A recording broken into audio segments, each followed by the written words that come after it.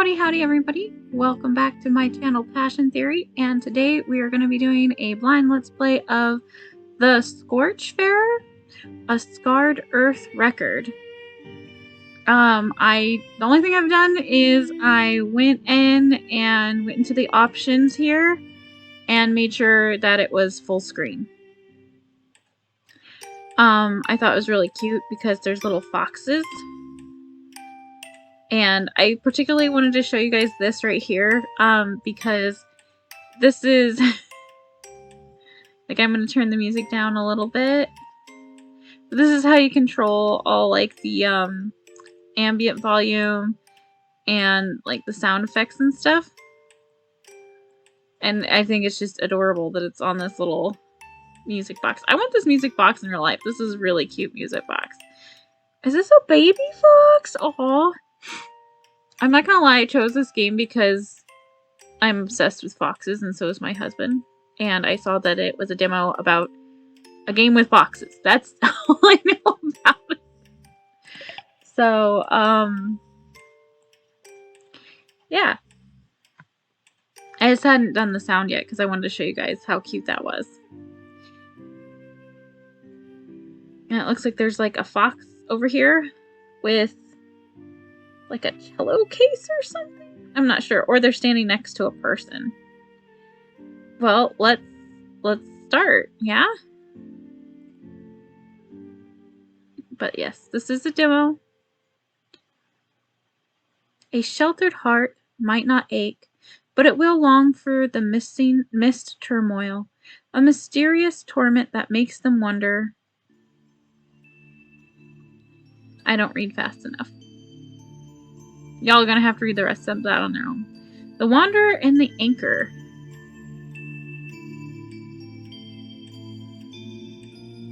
"45 days in the infinite garden of Azu.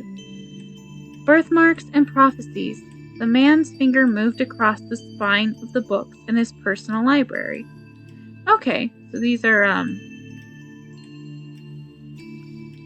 interesting. Okay. I'm just trying to figure out the controls. Okay, it's spacebar to make it go to the next. Some of them had gathered dust, but from not being used in a long time. He had spent the last few years putting together an impressive collection that he was proud of, even though he didn't remember owning some of them. Okay, so he's like, a fox person? Fox person? Alright. His black hair was starting to fade back into its original snow-like color. Beginning from the tip of his fox ears and tail, he was quite tall and had a thin build. Like I said, I don't know what this game is. So he like dyed his hair? Or does it change color with the seasons like some foxes do, or what? The small apartment which he inhabited had a view from high above, overlooking the mountain range and the black forest that surrounded the flatlands below. Such an unusual piece of land could only be man-made.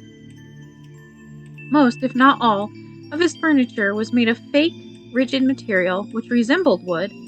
The simplicity of his room was on his own accord, as not much was needed for him to entertain himself.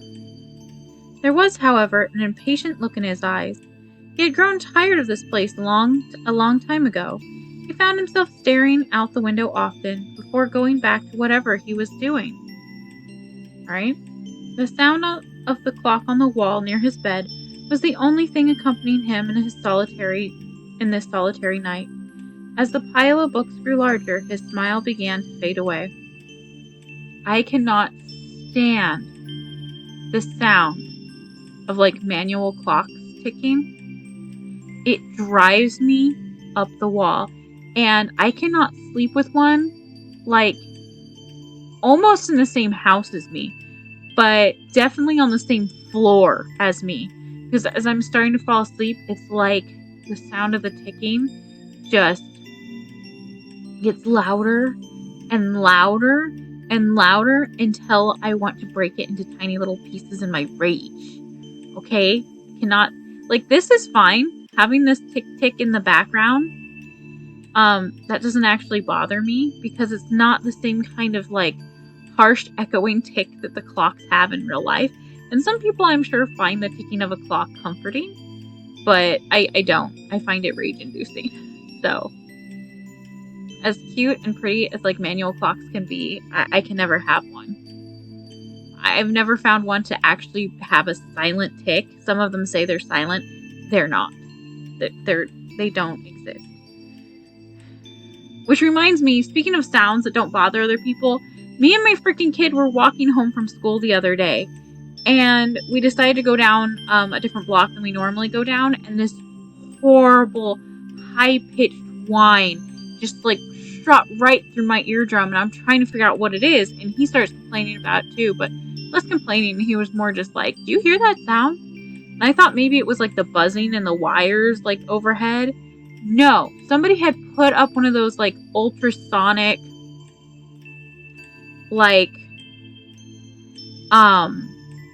noisemakers that's supposed to keep cats and dogs and squirrels and stuff out of your yard. But they put it like 2 feet from the sidewalk. And humans aren't supposed to hear the sound, apparently, I guess, but I heard it. My son heard it much louder than me, but he thought, like, he liked the sound, but I could not. The thing is, I could hear this from 4 or 5 houses down, so if I lived next to this person, I would have smashed it. Like, I would have snuck in the middle of the night. I probably would have just asked them kindly, you know, like, hey, can you not? That's really annoying and it hurts my ears. But it's their own yard, so they don't have to listen to me. But, like, it's literally within reach of the sidewalk. It's not going to continue to be a menace. You know what I mean? Anyway, random tangent aside. It's April. It's April, and it's freaking snowed today. And that's not normal where I live, okay? It's not. It hasn't snowed here in like 80 years in April. And it messed up my gardening because I'm in the middle of like starting to plant plants and things. I'm glad I didn't put any plants in the ground yet, but all the plants that have already come up, like I think my chives are gonna die. I'm so mad. Okay, alright, continuing. He pored through the books that he had gathered on his desk, rereading the book titles every few seconds, checking their contents on random pages. He scratched his head, not sure which one to choose. She has probably already read most of these, he said to himself. While crossing his arms, he rearranged the books on his desk. His picks reduced to just 3. It is not until his desk had been properly cleared that he noticed a faint glow coming from the contraption on his left. A small rock encrusted inside the machine was creating this glow. An uncertain expression appeared across the man's face. After a few seconds, he quickly discarded the books he had on his desk, piling them up with the others. He opened the lid of the machine and removed the rock resting inside of it and pocketing it almost right away. Soon after, the man began to grow impatient once more. It was not long before he was near the entrance and putting his shoes on, leaving his apartment without even locking the door. Don't do that. 1. I'm going to tell you this right now. Even if you're inside your house or your apartment, your door should be locked. Like, lock your door. Lock your front door so people can't just waltz in. Because you never know when some, like, freaking cannibal or murder person is gonna just bust in and be like, "'Tis a sign the door is unlocked. Means entrance. The gods have told me to chosen this one." Or people just come in to rob you. You know, always have your front door locked. Always. I don't care if you were out in the boonies in the middle of nowhere. It's even more important to lock your door then because 1, cops can't take forever to get to you. 2, right? You don't have to worry just about people. There are freaking freak things in the woods, okay? 1, bears can open doors sometimes, and if it's locked, they have a harder time doing that, alright? 2, there are the creepy freaking creep things in the woods, you guys. I don't know.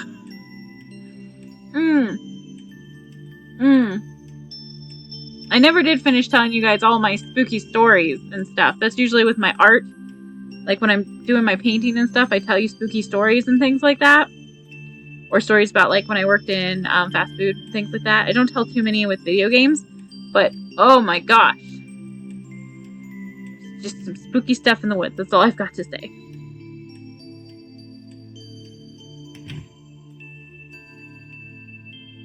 Like, I love the woods, and I run around in the woods all the time, but not at night. Not at night, and you always keep your doors locked. A double knock alerted the girl of who was on the other side of the door. Okay, so they have like a special knock. Yuki? She asked.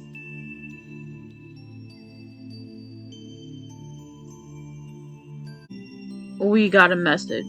This could be it, Yuki said from the other side. I know it's late, but I really couldn't wait. I didn't want to listen to it on my own. Oh, she's cute!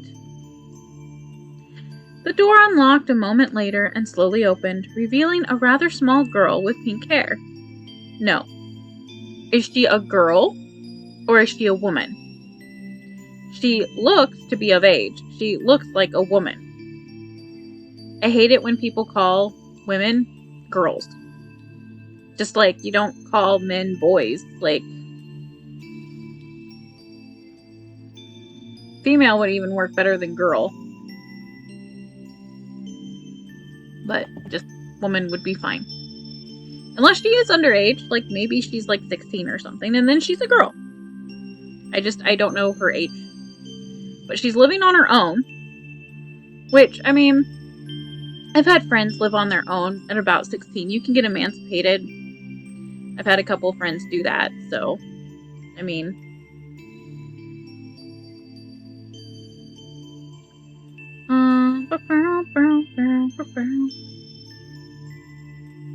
A message this late? She said slowly. Yuki smiled at the girl the moment his eyes were on her. He couldn't help but feel happy whenever he saw her. I thought the same, but... Yuki took the glowing rock from inside his pocket and showed it to her. If they sent it this late, it's probably important, he said. Yuki placed his forearm on the door frame at head level. See, like, he looks like a grown man, right? He looks like he's in his 20s or something, so she had best not be a girl. That's all I'm saying. She had best be at least 18. Thank you for being so attentive. Is it possible I would have noticed it a day after? The girl said as she rubbed her left eye. Ah, please come in. She moved out of the way and opened the door all the way for Yuki. Thank you. You look quite sleepy. I have always thought that robe was cute. See, if she's a girl, that's a really weird thing to say. Like, I'm freaked out over their word choice. Because...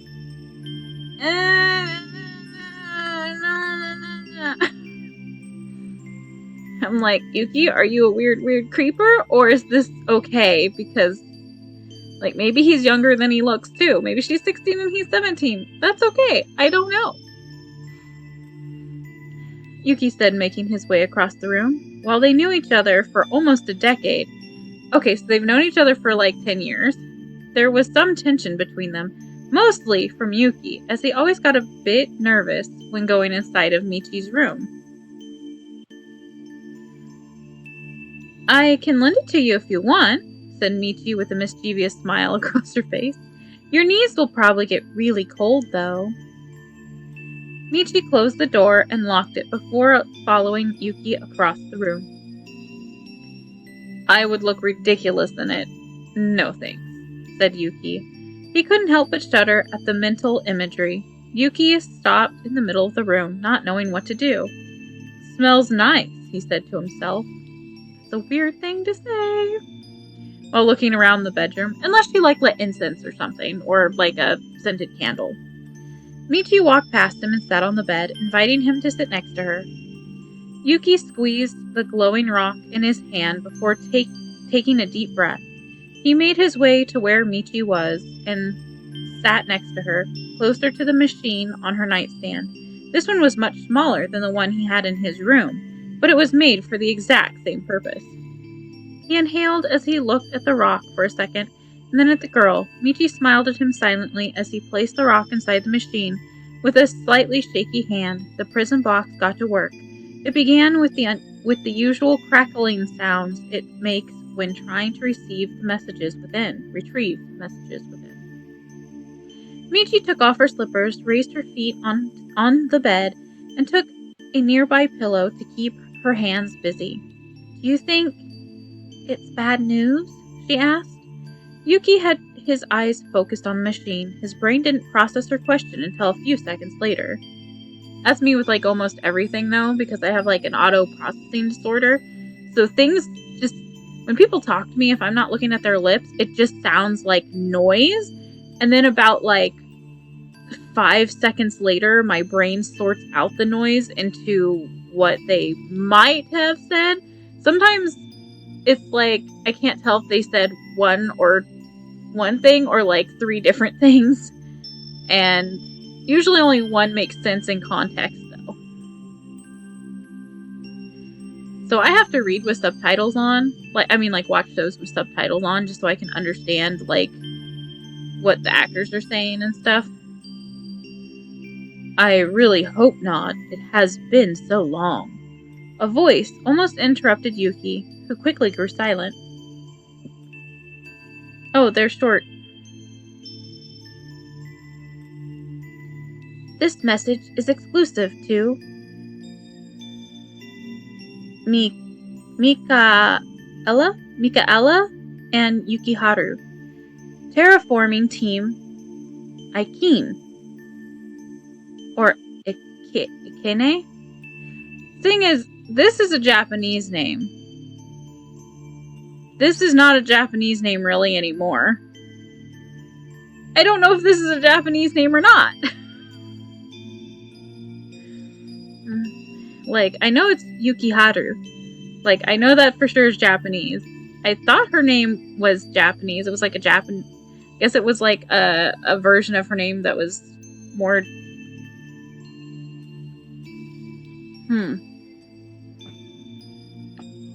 They need a pronunciation guide. Mikaela? Is it Mikaela? I'm being dumb. It's Mikaela. Mikaela and Yukiharu and probably team, could be Ikene or Ikene.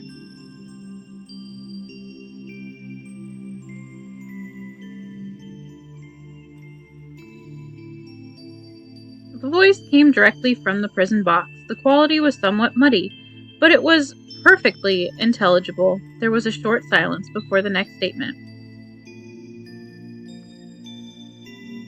"We are pleased to inform you that after some individual evaluation, you have met the minimum requirements for approval."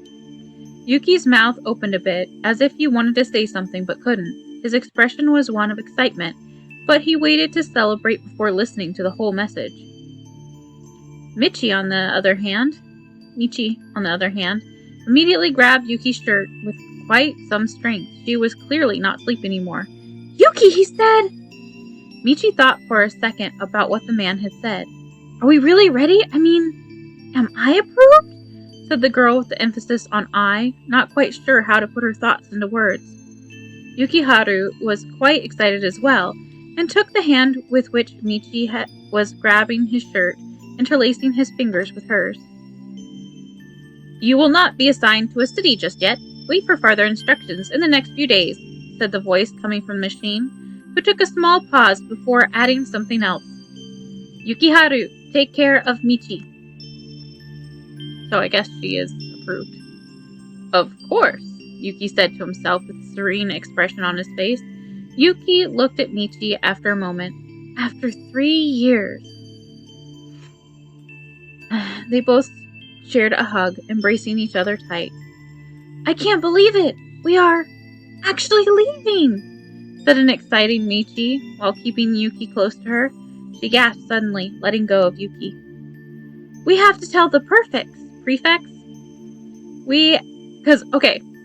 In England, this is prefects, and it's like people who are like, top in your school and are in charge of, like, your grade level.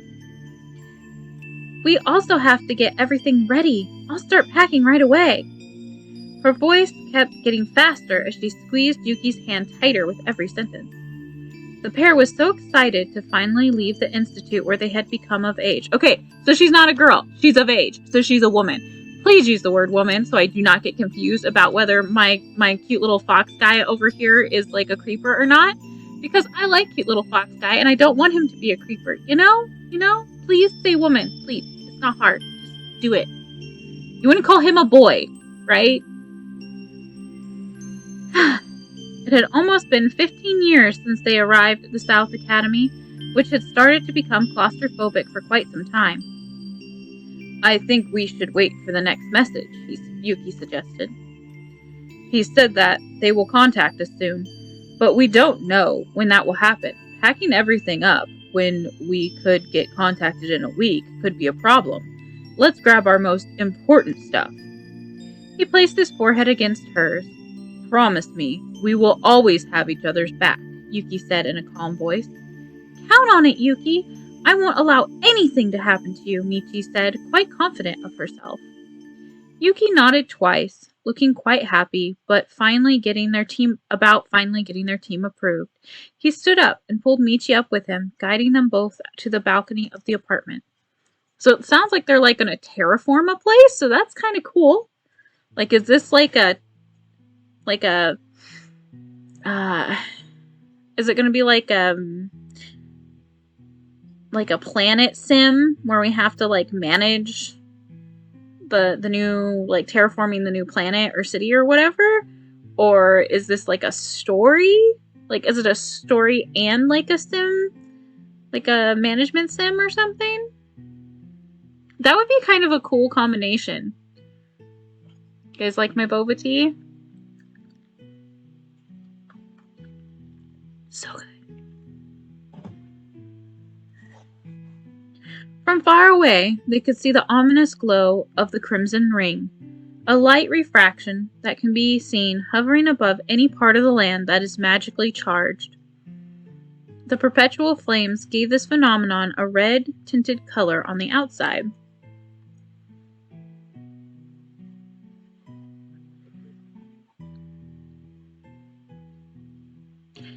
It was a beautiful sight, but it also was a reminder of the sad state in which their world is. Maybe say is in. They cannot help but feel respect towards it, though. The pair remained silent for quite some time, looking at the night sky. Even if the ring was a looming threat, nobody could deny its beauty. Thank you for being my partner. These 3 years of wait have been an eternity. Now that we are leaving, it really feels like nothing, said Michi before grabbing Yukiharu's hand. Yukiharu shook his head a few times. I should be the one saying thanks. We will be the best terraformation team that ever existed, you'll see, said Yukiharu, who tightly grabbed her hand in return. Both of them looked back at the mountain chain. Michi eventually took a peek at her partner's face. She could see the confidence in his smile, mostly thanks to the fact that they were in this together. Does every team have to have, like, a male and a female? Like, what are they doing besides terraforming? Are they also, like, repopulating? Or did they just decide to be in a team together because they're friends? The Scorch. Infinite walls of fire that cover this world, created by a cosmic event more than 200 years ago. The Mark of the Magist is how it was called by the people that survived this event, supposedly as a punishment to those who ignored the silent call of nature. The reason the fire rain was cast upon this world is still a mystery. Interesting. A massive solar flare almost completely eradicated life in this world, eliminating more than 95% of life on the surface. Some places were left intact thanks to magic or divine intervention. Since then, the surface in this world has become an infinite firestorm. Nothing can survive the condition of these scorched places. A little backstory. The gods have abandoned us. Almost nothing is left of them. The beliefs in this world were divided into 3 main religions, all of them supported by the divine beings, which had no voice in our plane of existence. The ambiguity of these celestial creatures led to different interpretations of what was the objective of these invisible forces in our world. Kind of like right now. After the fire rain, you could only hear murmurs of the gods. Oh, it's more than we get usually. In the wind that whistles through the valleys, in the cold water of the streams, and every fruit that fell from the trees. They left behind their temples and idols, which reminded us of their importance. Their presence was undeniable, however. The people in this world do not have time to stop and listen. There is much work to do. This is a reality to which the new generations have been born into, which means that they hold no sentimental value of the old world. The crimson horizon, the aura created by the scorch, has always existed in their point of view. While the old folk try to decide which star is the one to receive the blame for our misfortune and the destruction of this world, the young ones are working to bring balance back. Terraformation, the magic process through which infertile and abrasive soil is manipulated to sustain life once again. This world depends on this process to survive, not only to create a more habitable zones, but to bring back magic balance to the surface. Terra Magi, a subclass of the Anti-Magi, the specialists in this kind of magic, and the ones responsible for healing this world, a dangerous job, and often fatal. Oh no. The Crimson Ring awaits. Why can't I say crimson? The Crimson Ring awaits. Michi has been added to the journal. Yukiharu has been added to the journal. Okay. First Flight, Chapter 1. I think that's where we're gonna end it for today. I mean, I'll keep playing this demo.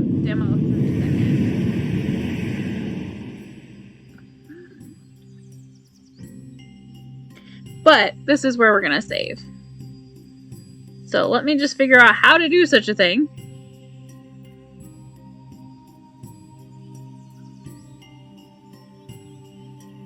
Aha! Save. Yes. Okay. Alright, everybody, remember to make time for your passions. Have a wonderful day. See you next time. Bye!